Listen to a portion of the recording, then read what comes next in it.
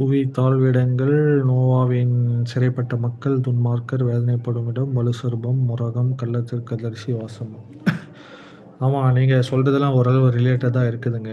தாழ்விடங்களில் காணப்படுகிறது நோவாவின் காலத்தில் சிறைப்படப்பட்ட மக்கள்.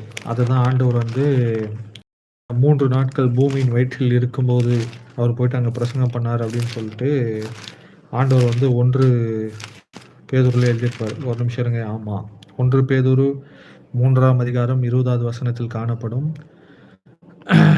அந்த ஆவிகள் பூர்வத்திலே நோவா பேழை ஆயத்தம் பண்ணும் நாட்களிலே தேவன் நீடிய பொறுமையோடு காத்திருந்த போது கீழ்ப்படியாமல் போனவைகள். அந்த பேழையில் 8 பேர் மாத்திரமே பிரவேசித்தினால் ஜலத்தில் காணப்பட்டார்கள். ஏனெனில் கிறிஸ்துவும் நம்மை தேவனிடத்தில் சேர்க்கும்படி அநீதி உள்ளவர்களுக்கு பதிலாக நீதி உள்ளவராக பாவங்கள் நிமித்தம் ஒரு தரம் பாடுபட்டார். அவர் மாம்சத்தில்